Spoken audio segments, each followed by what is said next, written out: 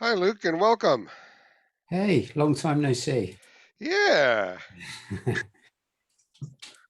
It's just me, you, and the bot. there we go. Hold up.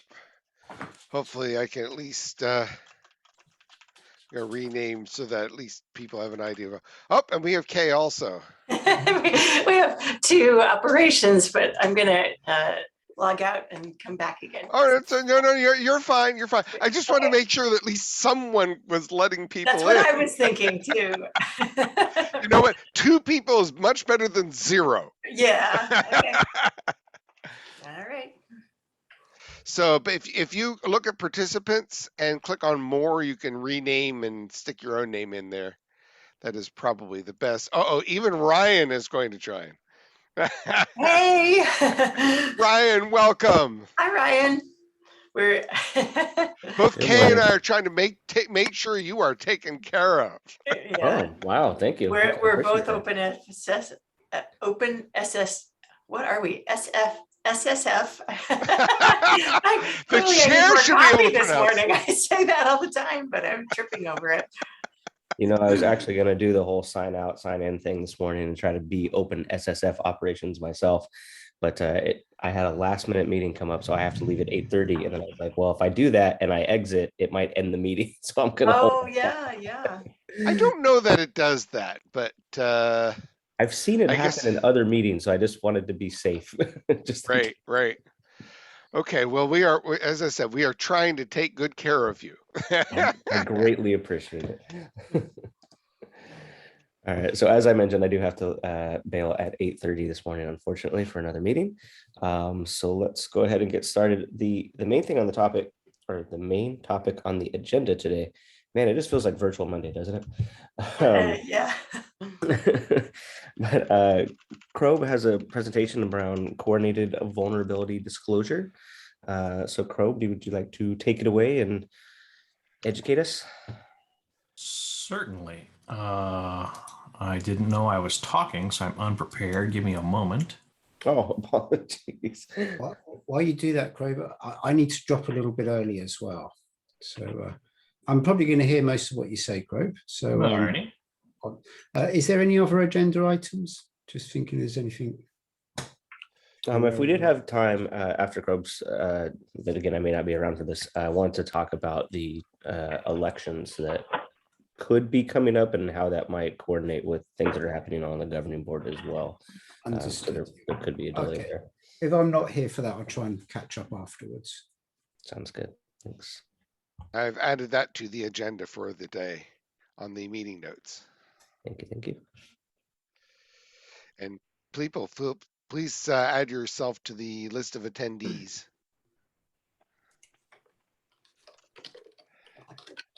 So the Vulnerability Disclosures Working Group has been toiling away for a while now on a coordinated vulnerability disclosure guide for small and medium open source projects.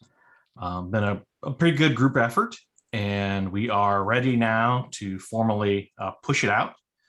I put a link to the repository in the awesome Zoom chat. So first off, we're asking if anyone has any comments or questions, review the guide, and if you'd like to submit issues or PRs against it. We're about ready to start to connect it to our formal working group page. And then we thought this is a pretty big thing, having a template and an example for small and medium projects on how they might want to think about coordinating vulnerability disclosures. So we thought it might be a great occasion for the foundation to publish a blog, which is the second link I put in there. This is our proposed blog. And I would love if the TAC could review that, and then whatever the process is to get things published. I think it has to go to maybe the governing board, but we'd like to formally submit the blog for consideration for publication and make everything live. Yeah, so you can, when you're ready, just let me know. I'll make sure that the governing board has a chance to review it. Generally the process is, and this will formalize as we get some new governing board committees set up, which will happen kind of starting in the November timeframe. But for now, you can let me know. And my requirements are just that other working group leads and other TAC members have had a chance to review it. Then I'll make sure that the governing board also has a chance to give it a read, and we'll give it and then it'll get the green light, and we'll get it posted. Awesome. If I may, Crobe, I would also suggest folks, last minute, if you haven't looked over the guide, to please do so. I had it proposed on the working group to have an LF person, an LF editor look through, because there's some editorial stuff, not content, editorial stuff. But I don't think we need to wait for that. I think we can talk blog posts and everything else while we work on an editorial. Crobe, if that's okay with you, I hadn't seen if I if think you're that's okay with. perfectly great. Okay. So, but I don't think we have to wait. I think those two things can happen in parallel. It's the internet. We're agile. We can change quickly. Thanks for arranging that, David. It's nice to have LF resources for things like that. I promise to try. I haven't actually talked to the editor yet, because I wanted to ask Crobe first. Yeah, but, that'd be great. But yeah, I mean, it seems like the right thing to do, though. So quick question on that, Kay. You said that giving governing board and TAC members a chance to review, is there a formal process that's like a vote saying, yep, we approve, or is it like, Nope. oh, time's up? No, it's going just, out? an opportunity for people to have a look at it. So I'd say we just allow for, a week ahead of time to just, provide it for others to have a look at. And then if we don't hear anything substantial, then we'll post. Sounds good. Are there any questions from TAC reps? Have you guys had a chance to look through this guide at all? Or I kind of skimmed it. That's pretty awesome. Great work, you guys. Team effort. Crow, I did want to ask actually one thing was, did you guys coordinate with or discuss with, I should say, the CERT team and their project events and all that? Because they do a lot of coordinated disclosures. So we have a couple folks from CERT CC that are regular participants. Oh, sure. And we are in active ongoing conversations around the Vince tool and encouraging the Carnegie folks to get that open sourced, because I feel we have a lot of ability to contribute to that project. Yeah, that would be awesome. I know there's a lot of people that would like to see that get open sourced. And I know that was their plan initially, and then it kind of got pushed to the back burner, it seems. So yeah, we get an update every couple meetings on it, but it's still kind of in a undetermined time when it will get open sourced. And then again, I think potentially if the community likes it, sees value in it, it's something we potentially could even formally endorse and encourage everyone, hey, this is a pretty great tool. And then we go through and update things as needed and hopefully get them more contributors. that would be awesome. Cool. Any other questions for Probe? Comments? Going once, going twice. Yeah, I haven't had a chance to read the documents yet, but I'll make time to do that. Awesome. Thank you. Mm-hmm. Yeah, there's a lot of great content there. So I'm actually going to run it through or send it to our Microsoft Security Response Center and have them take a look at it as well and kind of get their feedback, because I know they've got a lot of interest and experience in these types of things. So in fact, I don't know, do you have anybody on that working group still? I thought we had one person at one point, and then I think they switched teams. So we haven't seen anyone from Microsoft in a while. Okay. It's open to anybody, but this is informed by a lot of Google's experiences, Red Hat's experiences. Yeah. We've had a bunch of folks that actually are researchers and kind of vulnerability, like bug bounty folks on the team. So it's had a pretty decent review from a different perspectives. Yeah, I'll kind of forward it to them just as a FYI and let them see if they have any feedback as well. But very cool. No, it's exciting. I think this is definitely much needed, long time coming. So thank you for your help on that. All right. So the next agenda topic is the elections to come.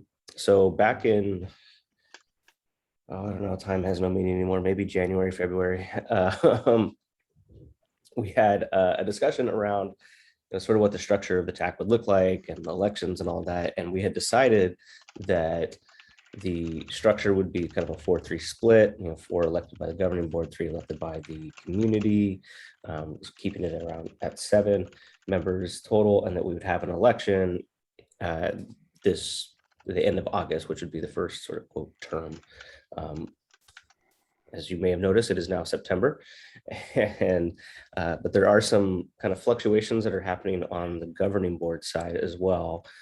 So I'm not sure if folks are familiar with everything that's happening there, but there's sort of an update to charter and kind of the structure of the governing board, and now we have the member dues that are coming in and how that affects things. So I don't know if Kay, if you want to give a quick overview of that, but that certainly could potentially affect this election. So.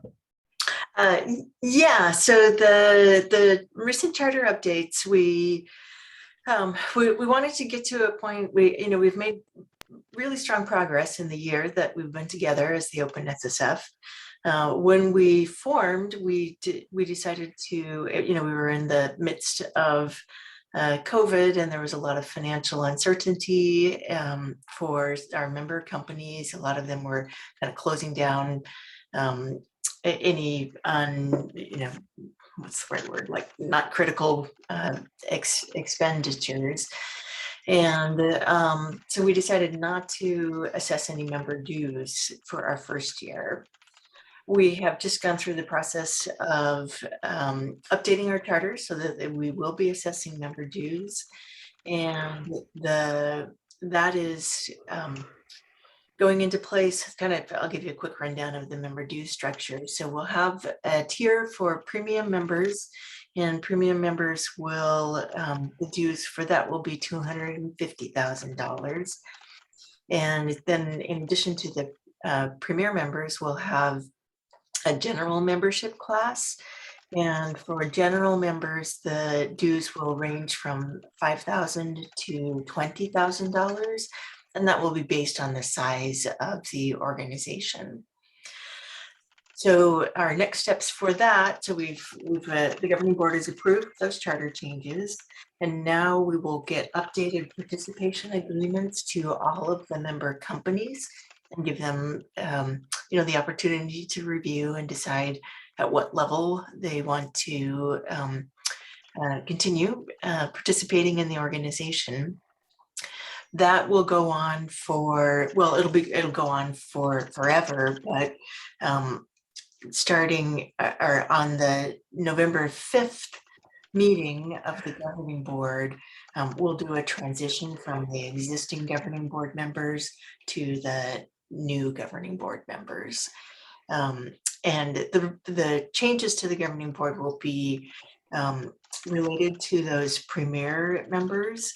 So each premier member will have a seat on the governing board, a voting seat on the governing board, up to 2 affiliated companies. So for example, Microsoft has a number of affiliated companies, Microsoft, Red Hat, LinkedIn. Let's say, for example, that all 3 of them decide to contribute at the premier membership, but only 2 of those would have voting seats.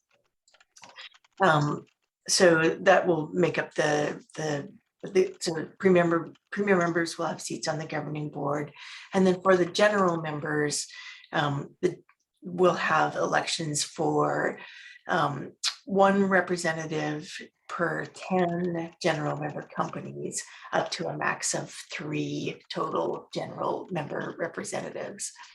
So I think there'll be a lot of continuity of governing board members, but it won't remain exactly the same. So I think we'll be seeing some new members, and some of the current members will drop off. And the transition for all of that will be complete by our November meeting. And then to the TAC elections and the structure that was discussed previously, we missed, and some of this was my fault, and a bunch of us in the governing board just learning which things we needed to have elections for and not. But we missed at the time that the TAC finalized what they wanted their election structure to be. We missed having the governing board review that, and the governing board also needs to vote to ratify that. So there is that one remaining step now, which is to summarize to get the TAC election plan in a state that we can make it as a proposal to the governing board, and then have the governing board officially approve. We could do that governing board approval now with the current governing board, or we could wait until November. We had been talking about waiting until November, but if there was a strong reason, Ryan or others on the TAC to try to do it sooner, I'd be happy to support that. Oh, thanks, Kay. So yeah, that's kind of the main question that we have to the TAC today is, I don't feel strongly one way or the other, honestly, about holding elections either now or once the governing board decides. I certainly want to hold true to the decisions that we made before, and also keep in mind that things are changing. So if it makes more sense to have a stable governing board and get that sort of solidified before we do the next round of TAC elections, I'm totally good with that. But I really want to hear what others' thoughts are on this and what they think. If they feel that we should go ahead and do this now, cool. Or if they want to wait until the governing board settles around November. I think first pass, it makes sense to wait really until the GB settles, and then right away after, we shouldn't hang about. We can have an election. That was Luke, by the way. Sorry. Yeah, thank you. Anyone else? Any other comments? Let's see. We got Dan, Ralph, Phil on the call. I think that seems like a good option. I'm good with.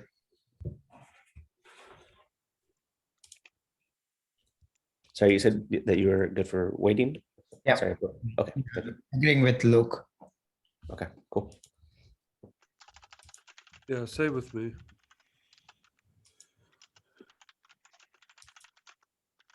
All right, Dan, any opinion on that? Not really. Yeah, this seems fine. Cool.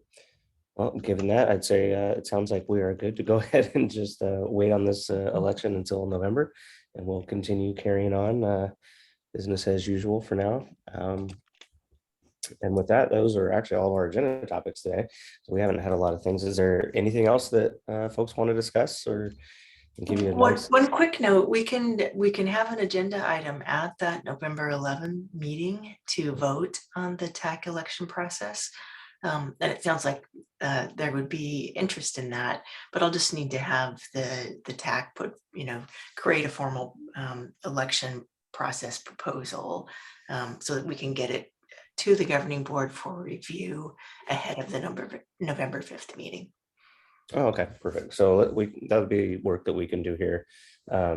So we'll make that the focus of maybe the next meeting. We can maybe start a proposal in email this week and get folks discussing about that probably on GitHub like we've done in the past.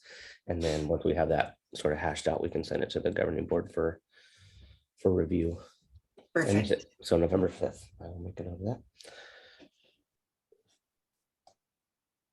Great. Okay. Cool. Anything else before we wrap up? Brian, one comment. It's more of a thought, actually. I'm noticing there are a couple of other Linux Foundation projects dealing with the open source security, supply chain management, all that related stuff we do. I'm wondering, are there any opportunities for maybe either one of our TAC members sit in their TACs or vice versa, so that we kind of leveraging the work happening in other projects, or any other option? I'm just something I'm thinking, which is more relevant for TAC versus the governing board. No, it's a really good point. And I've been hearing some of that as well lately. And I know like Mike Scavetta has been looking into some of that just because of the nature of one of his proposals, looking at some of these security things. And yeah, I think it's a really good idea. If you have some specifically in mind that you think are relevant, feel free to forward those on and maybe coordinate amongst the TAC members to see if certain people are available at various times to be able to attend that. Because yeah, I think it would be good to try to coordinate that, just like within our own working groups, we don't want to be duplicating effort across the industry, or if there's, efforts that we can help align with and support and that sort of thing. I think that benefits everybody ultimately. So yeah, if you have those, please feel free to forward it on. And I know I've heard of others as well, so we can maybe get a discussion going. Yeah, I mean, David is actually probably the common denominator across all these. So probably. This is true, but I feel bad constantly signing David up for more work.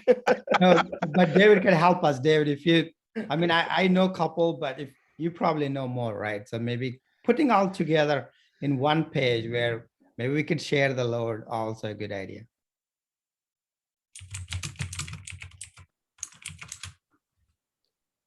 Yeah, maybe we could put together just like a doc that has a list of them, or even just a page on a repo that people can go in and live edit and just kind of keep track of other organizations, their meeting times, kind of what they're about and that sort of thing. And then we can see if we can get a TAC rep assigned to each one of them. But yeah, I think that's a great idea, Ralph. Thank you. I have to drop. Nice to see you, folks. All right. Thank you, Bye-bye. Luke. Bye. Bye.